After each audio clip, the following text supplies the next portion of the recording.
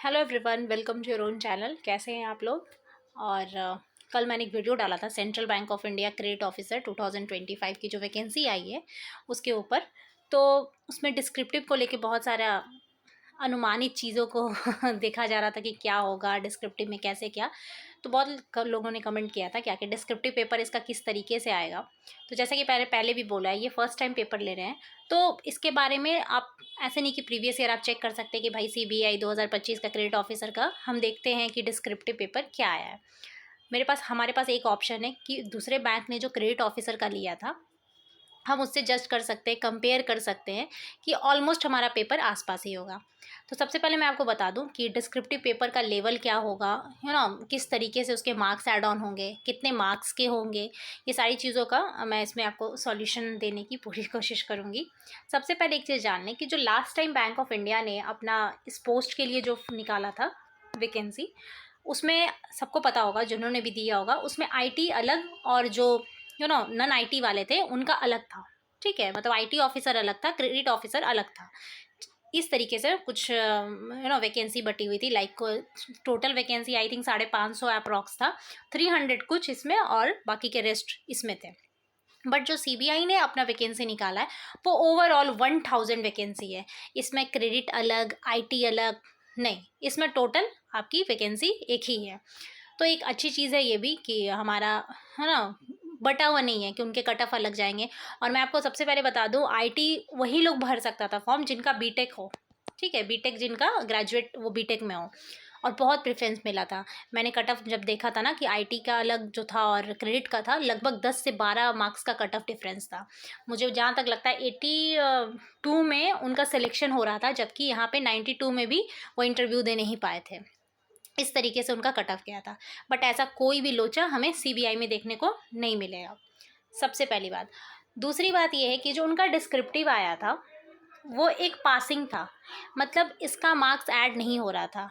25 marks के descriptive थे, जिसका आपका एक पास मार्क्स था कि सब मतलब 10 नंबर आपको लाना है, 12 नंबर लाना है। अगर आपने वो ले आए, मतलब आपका मार्क्स आ गया, तो डेट्स इट, आपको साइड कर देना है पेपर। ये नहीं कि उसके मार्क्स ऐड होंगे, और जिस तरह आईबीपीएस पीओ में होता है ना, एसबीआई पीओ में होता है, उस तरीके से नहीं कि आपका ओवरऑल मार्क्स ऐड ऑन होगा देन आपको कट ऑफ डिसाइड होगी, ऐसा कुछ भी नहीं था। और बाकी के भी जो भी पेपर्स थे उसमें भी इंग्लिश को जस्ट अ क्वालिफाई, हाँ, सपोज कीजिए कट ऑफ जैसे कैसे एलआईसी वगैरह में होता है, एलआईसी और या एडीओ में, कि आपका 12-15 नंबर कट ऑफ है, वो आ गया तो फिर आप साइड हो गए। लेकिन इसमें एक डिमेरिट क्या होती है कि अगर 12 की जगह आपका 11.75 भी हुआ ना, तो आपका पेपर ही चेक नहीं होगा, चेक ही नहीं होगा पेपर। मतलब आपने मिनिमम कट ऑफ उनकी जो उन्होंने रखा था, आपने वही अगर क्वालिफाई नहीं किया, वही आपने ओवरटेक नहीं किया, तो आपकी ओवरऑल कॉपी ही चेक नहीं होगी। कॉपी इन द सेंस आप जो भी ऑनलाइन एग्जामिनेशन दे रहे हैं वो चेक नहीं होगी। ठीक है, बट इसमें ऐसा नहीं है। इसमें क्या है, एक सेक्शनल कट ऑफ होगी। तो बहुत लोगों को अच्छी लगती है चीज़ें, बहुत लोगों को अच्छी नहीं लगती है।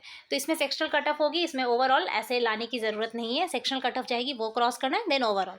ठीक है, उसके तरीके की नहीं कि आपको 35% ना मिनिमम क्वालिफाई है, 40% मिनिमम क्वालिफाई है, ऐसा कुछ नहीं है। डिस्क्रिप्टिव उसमें 30 मार्क्स के थे, सॉरी 25 मार्क्स के थे बैंक ऑफ इंडिया में।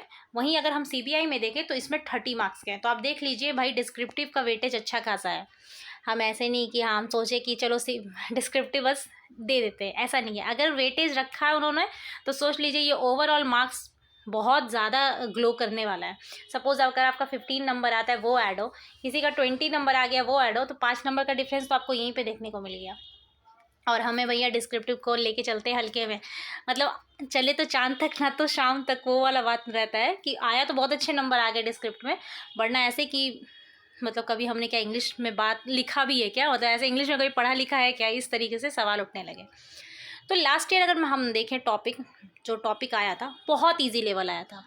ठीक है, मैं सच बोल रही हूँ, ईजी लेवल था, बहुत ईजी लेवल था। मैंने वो पेपर खुद दिया है, ऐसे नहीं कि मैं किसी और की बात पे बोली, मैंने वो खुद bank of India credit officer का पेपर दिया था। डिस्क्रिप्टिव का जो पेपर था एकदम ईजी ईजी टॉपिक आया था। जैसे मैं बताऊँ, ऐसे में एक टॉपिक था एजुकेशन इज़ एन इन्वेस्टमेंट। ठीक है, एजुकेशन इन्वेस्टमेंट की तरह समझ रहे, एजुकेशन को इन्वेस्टमेंट की तरह ऐसे में आया था। दूसरा था फ़ोन हैक पे।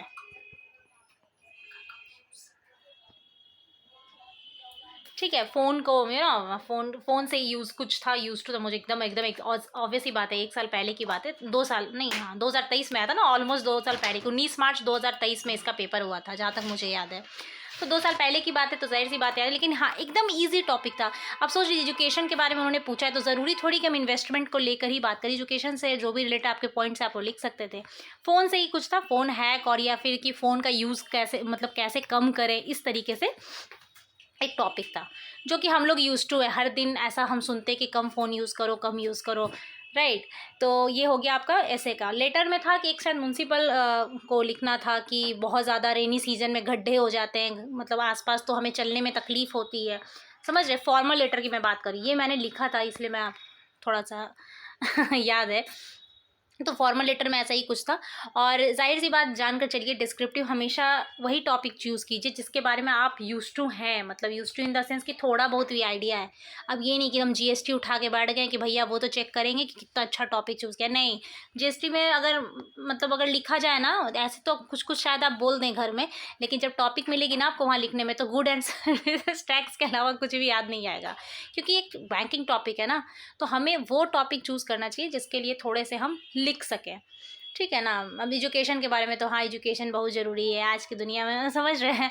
तो ये सारे टॉपिक है, तो उससे अगर कंपेयर किया जाए तो मुझे नहीं लगता है कि सीबीआई में बहुत ज़्यादा टफ टॉपिक आएगा डिस्क्रिप्टिव में। डुएबल मार्क्स आने लायक वो देंगे topic. So all the very best. और अगर मुझसे पूछेंगे डिस्क्रिप्टिव की प्रिपरेशन कैसे करें, कहाँ से करें, क्या करें, तो कुछ भी लेने की ज़रूरत नहीं है। अब मुझे नहीं लगता कि कोई साइट, पहले तो एक बार गाइडली लाती थी, गाइडली का मैंने एक बार लिया था डिस्क्रिप्टिव मॉक, लेकिन मुझे नहीं लगता अभी उन्होंने, शायद अभी है बचा या फिर अभी भी देते हैं। तो एमएस वर्ड कब काम देगा? अगर जिनके पास भी लैपटॉप, डेस्कटॉप जो भी है, एमएस वर्ड काम कब, मतलब कब काम देगा, वहाँ उठाएं और इस तरीके का इजी टॉपिक लें। और फॉर्मल और इनफॉर्मल की तो टेंशन ही नहीं लेनी है लेटर की, उसका तो खैर अपना एक लेकर चलते हैं हम पर्सपेक्टिव कि ऐसे ऐसे लिखना है, बट इससे में 2-4 पॉइंट आदमी पॉइंट लेकर चलिए कि ये नोट डाउन करना हो सकता है। तो डिस्क्रिप्टिव ठीक है, इतना काफ़ी है। चलिए, और कोई क्वेश्चन होगा इससे रिलेटेड तो ज़रूर पूछिएगा, अगर पता होगा तो ज़रूर इन्फॉर्मेशन दूंगी। थैंक यू सो मच, अपना ख्याल रखें।